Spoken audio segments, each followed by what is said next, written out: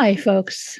It's Sarah, the Fact Culture Critic. So this isn't a scripted video essay. This is just feelings. I'm having a lot of feelings, and I thought you might too. So I thought maybe we'd talk about them and see what comes of it. So this, for a long time, was my favorite book. He was my favorite author. The book meant a lot to me in my 20s. And then I think it did something for a lot of people of helping us find something sort of spiritual and fantastical in that it was realistic in some ways to believe in and just, I don't know. I'm not going to say that it wasn't beautiful and good and it didn't mean a lot to me. But this is where I am now.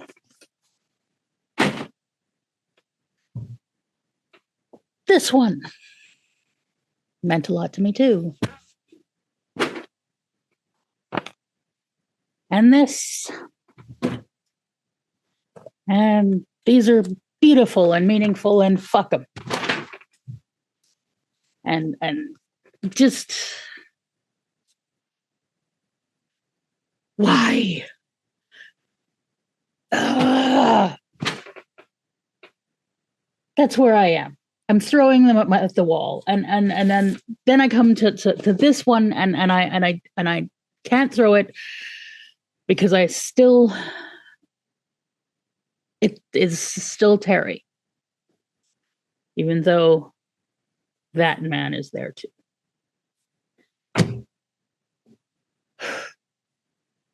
Feelings, unadulterated. I'm just having a lot of feelings. So I'm not gonna delve into the nuts and bolts because the details of this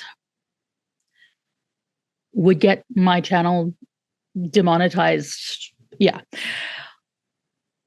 Allegations surfaced some time ago. They first were broken by a podcast called Tortoise Media that just was not great journalism. And I got my I did my understanding of it mostly through my friend Vera Wild's videos. She went into the whole Tortoise Media thing and looked into the allegations. And, considering that a lot of this touches on issues of polyamory and BDSM, it's useful to get that discussion from someone with experience who's open about talking about that aspect of things. And so I highly recommend Vera's videos. But what she said at the time was that what really needed to happen was somebody who was a reputable journalist who knew what they're doing to look properly into the allegations. And the other day, that needed article was published the other day, written by Lily Shapiro and published in Vulture. And I highly recommend reading it, but you really should be aware that trigger warnings for a lot of degradation and humiliation and abuse. When we wondered if there were questions about consent and wondering if is this just a failure to understand consent, there's no good faith way to read this anymore. Multiple people have been in it. He took advantage of multiple people and coerced and assaulted. And yeah, his response to that has been to say, well, some things sound familiar and other things are made up. And I always thought everything was consensual. And it may be true that some of the details, we don't know. He may be telling the truth about his recollection of things. We are not the court here. It's not about that. there is a pattern. It's not about details, it's about pattern. And there is a pattern of exploitation and abuse of vulnerable people, specifically people who have worked for him or worked for his wife, Amanda Palmer, who is also extremely culpable in this. And also, there was a woman who lived on their property and feared losing her home if she said no. So we need to talk. We should be talking all the time about what consent is until we get it ingrained into the culture, what consent is and how it works. And so there can be no misunderstanding, because while I am disgusted with him as an individual, when we make it only about the individual wrongdoers, we got to acknowledge that there keep being individual wrongdoers. There keep being these shits who do this. And it's not, and there keep being women who enable them and other men who enable them, and there are women to be like, there are gendered aspects to this because power is gendered. But it also transcends gender, and there is more to it. And there, and when I say that there are aspects gendered, like it's a lot of it is because of the way that we raise people we perceive to be men and people we perceive to be women. And there is, in a lot of the culture, there is a lot of a failure to raise with an understanding of consent and understanding how power works. Because some of these women didn't really know, and couldn't put words to what was happening to them. They just knew they didn't want it. And some of them didn't even know if they didn't want it. Because the thing is, the standard is not just no means no. That's what they taught us when I was young. No means no. But the thing is, when you're talking about, when you take into account power dynamics and fame and money and all these things, sometimes people who want to say no can't. So the standard is, if someone can't say no freely, if they fear losing their home, if they say no, if they fear losing their job, being destitute, being harmed in any way, if they fear losing something and can't freely say no, then they can't say yes. And that's not just broadly to, having sex, but also to like the individual, the things that you do, which is why, like, Gaiman has excused this all as being about BDSM. But the thing about BDSM is people who know that culture and who are involved in that culture, there's a practice of planning what's happening before it happens and agreeing where the boundaries are and being very, very, very explicit about what will happen and what won't happen. And a lot of care taken to not harm people. And there's none of that happened in this case. We need better education and better discussions to make sure that we all know, if your needs are not being cared for, there is a problem in the situation and it needs to stop. And if the person or persons don't stop, then that is entering the territory of abuse. Then that is assault, that is rape. So yeah, we need a lot more education around consent. We need a lot more conversations around consent.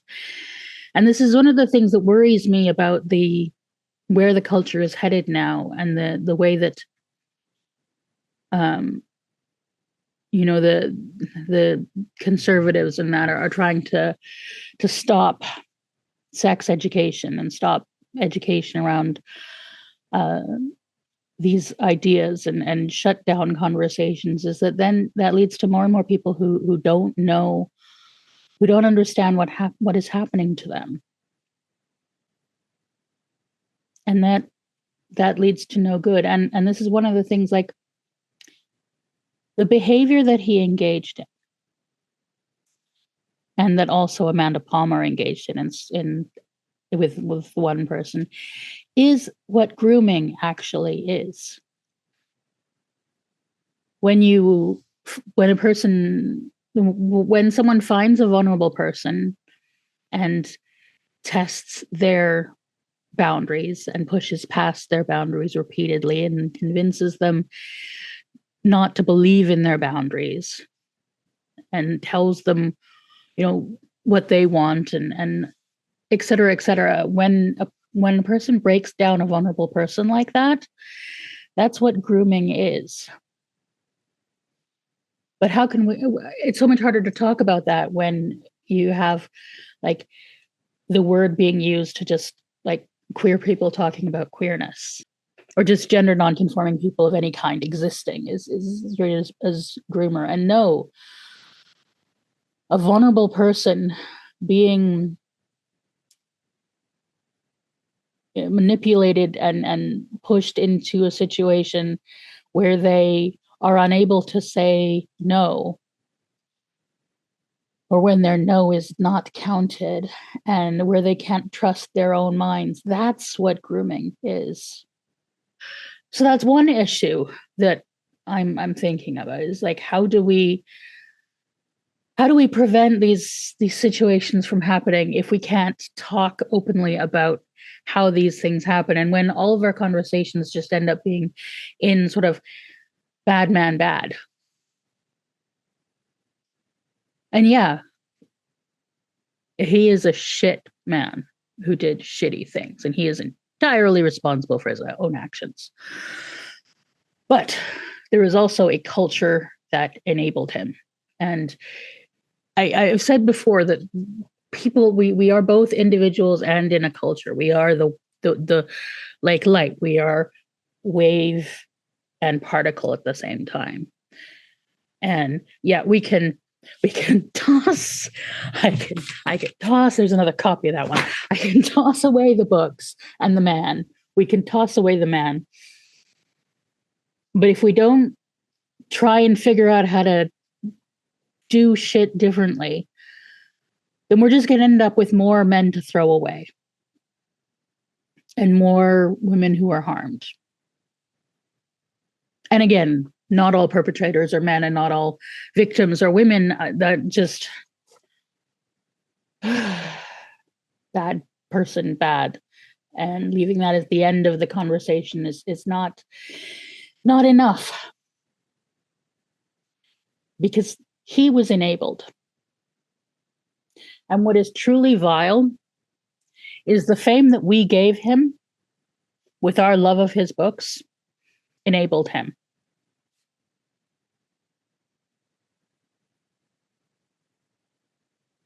Fame, clout, it's power. And we need to do things differently. There's always been a relationship, I think, between creators and the audiences, the readers. This is a book, but even if whatever kind of created thing, reading is the word I'm going to use for it. There's always been a relationship, because when we make things, when we create, we put pieces of ourselves into the things we make. It's called self-alienation. And when it's something that we have control over creating, when it's art, then it's really intimate pieces of our souls go into the things we write. Sometimes it is the best of the person that goes into the creation. And then when that thing is put out in this world, when we read it, when we come to it, when you watch this video, then we also see pieces of ourselves reflected in that, and pieces of ourselves connect. And then there is a sort of a feeling of connection between the pieces of ourselves that we find in the art, in the thing we're reading, and pieces of the author that they put in there. But it's not a real. The connection is real, but it's not really a connection with the person. It's a connection with the work. But it can feel like it's a connection with the person. This is part of what we talk about when we talk about parasocial relationships. There are different kinds of parasocial relationships, but this is the one with, and it gives us a sense that we know the person who created the thing, but we only know pieces of them. And there is a relationship there. There is a relationship between I, who am saying these words, and you who are listening to them. But we can't mistake that relationship for, the regular kind of relationships with people who are equals with us, because like it's not an equal exchange. I'm being vulnerable with you, but I'm not seeing your vulnerability. And so, like, we as creators and as audience, we have to be really thoughtful about those connections and about what it means when if we then do meet the person in real life. There are things that should not happen in those, when those connections are taken in real life, because there is still a power dynamic. There is still uneven connection. He should not have been having sex with his fans. Amanda Palmer should not have been treating this poor girl Scarlett as, claiming to treat her as a friend, but you don't actually make your friends do free childcare when you could pay them. It's there is a that is a different, there's an exploitation there that is wrong. And is it important that we understand as creators that that's wrong? And it's important that we understand as a culture that we have to stop enabling people who violate those kinds of boundaries that should exist. There were a lot of fan conventions where he was having sex with fans and people knew, and nobody, and he was still invited to those conventions. That isn't at the level of abuse as the abuse that was enacted against some of these particular victims. But it's still gross and exploitative.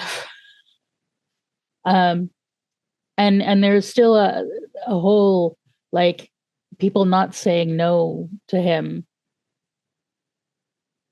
and he not hearing no. And the culture,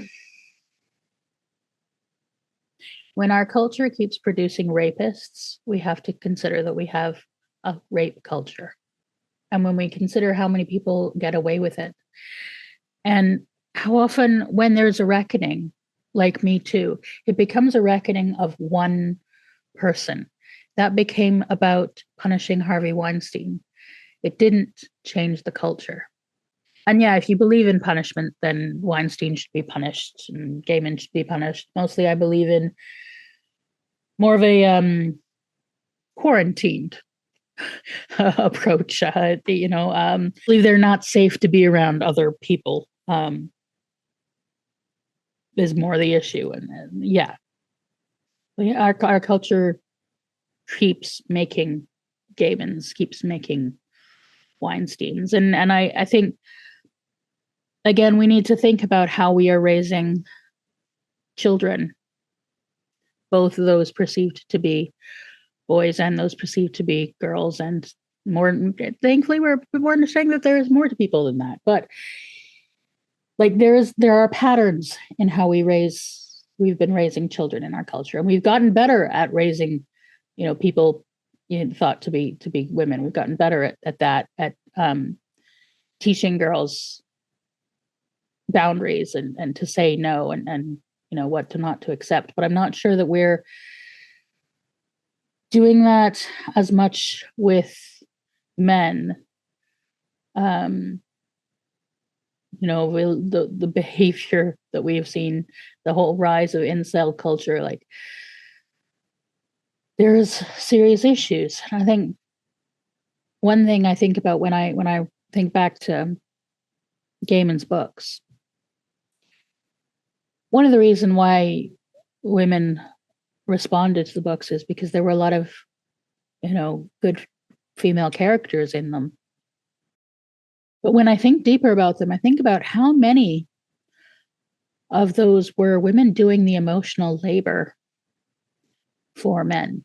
That is repeated throughout his books. And it's not exclusive to his books. It is one of the things that's repeated throughout our culture. Some of us probably have seen it in our own families. This women doing all the emotional work. And one of the things that Lily Shapiro in the article goes into is quite a lot of his childhood, which was obviously awful. But the thing is, he is in his 60s. He has had decades to seek counseling. He has all the money in the world to seek the world's best counselors, all the contacts to find someone, and decades of time, and he didn't do that. And that is his responsibility. But also, how many other people out there who are also not seeking the therapy that they need, the counseling that they need to deal with their shit?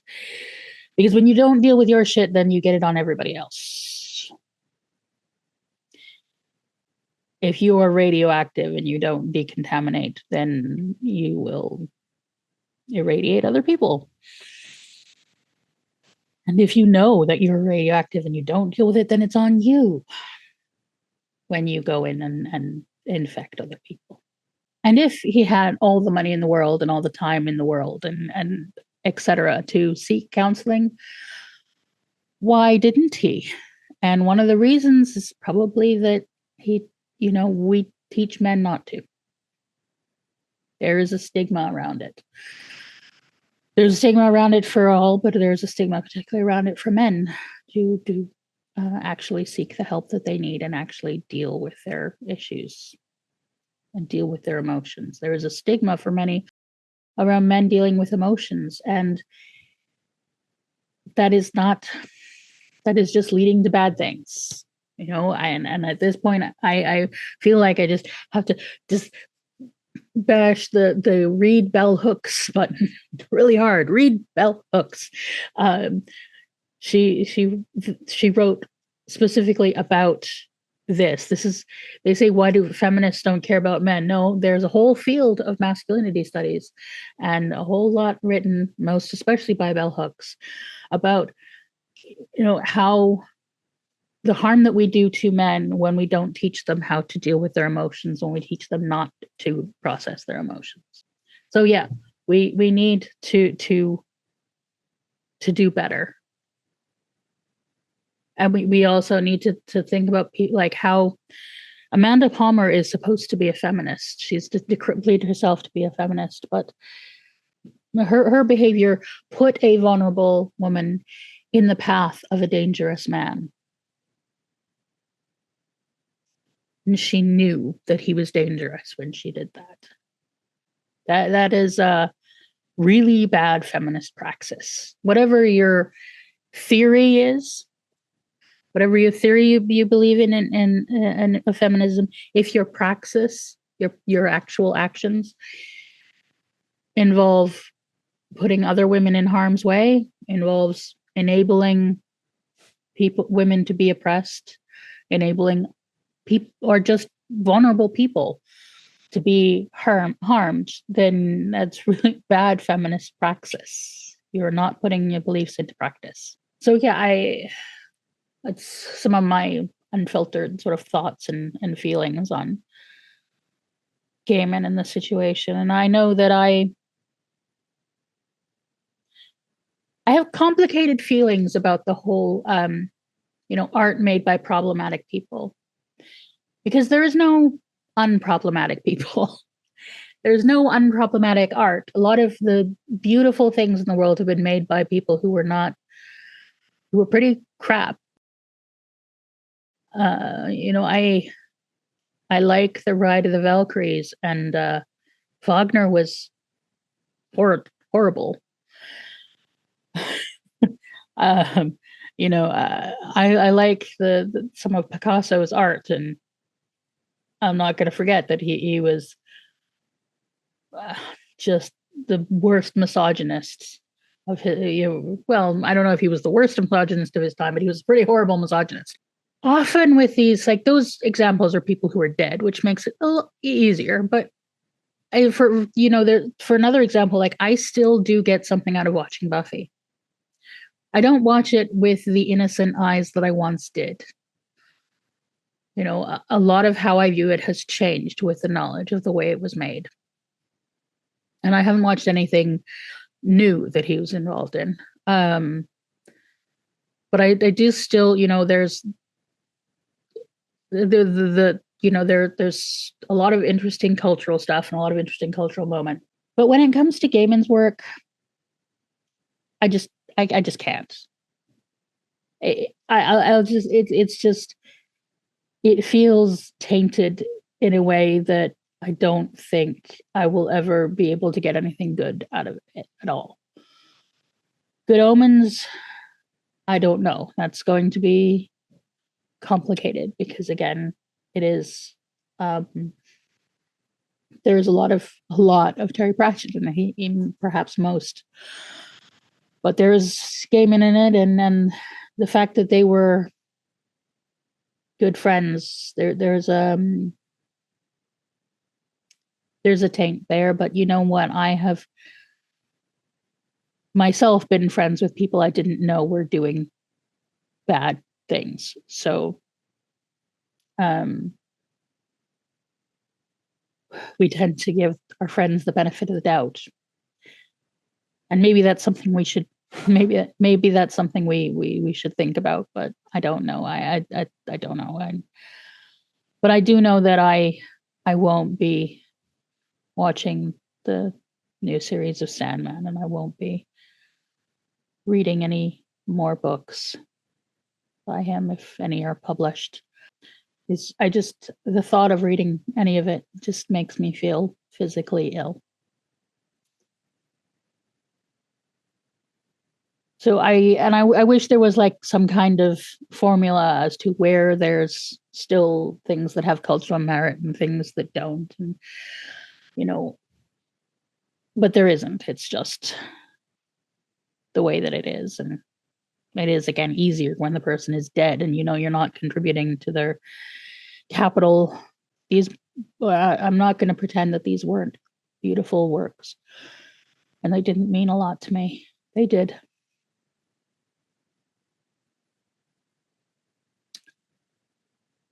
But now that's gone. Yeah. I think it's okay to have those feelings and to feel upset and betrayed by this.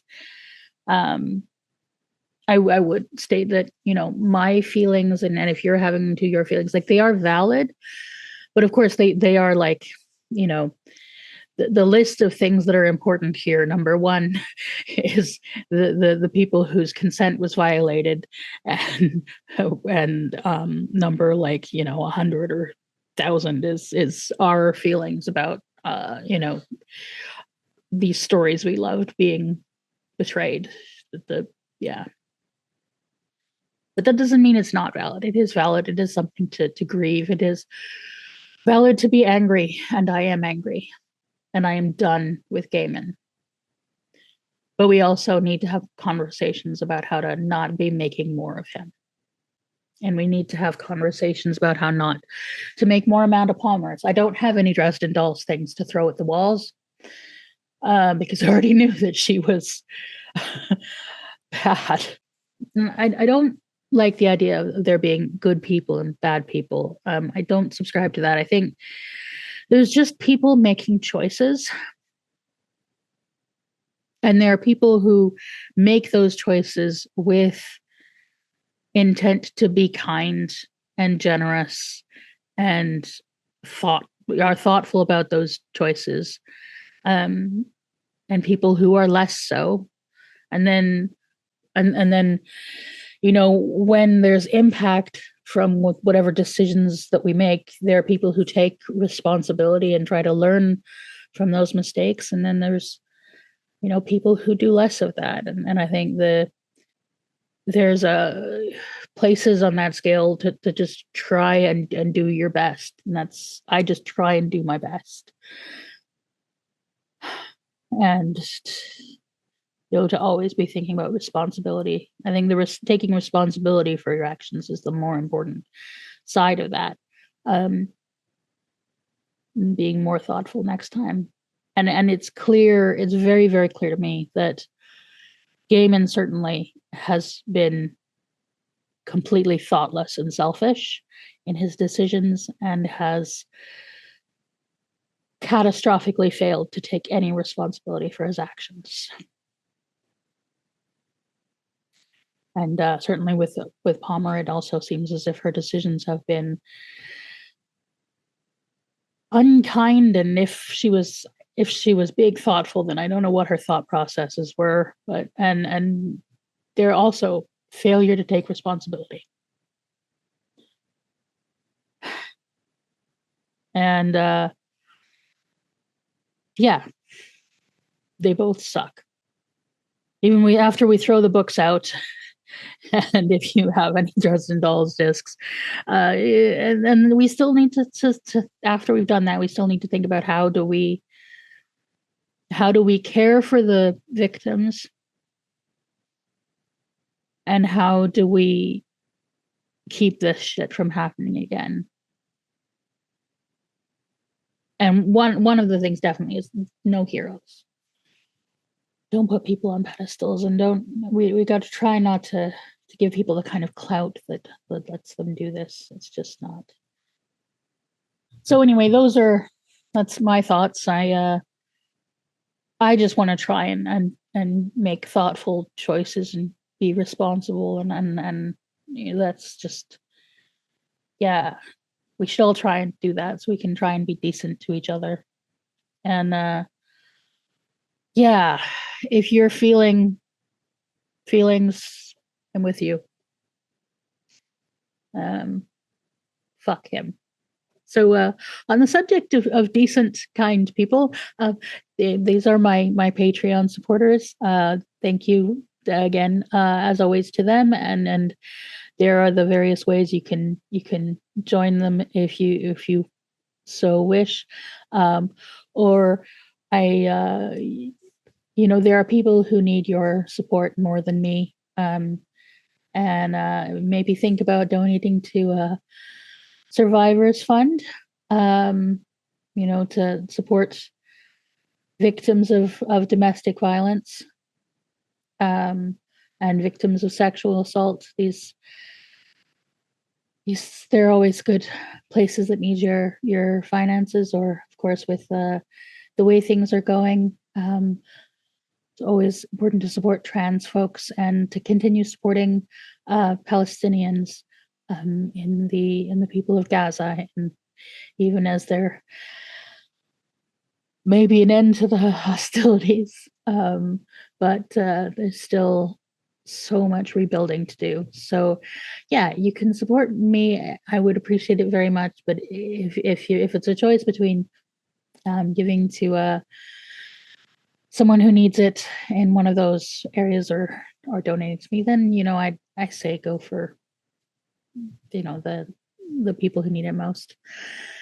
And I will hope to make more videos soon. I've been dealing with health stuff, but need to try and buckle down and make more videos, and hopefully about more pleasant topics. So Yeah. Um, it's tough out there, folks. Be kind to each other, and may we all survive 2025.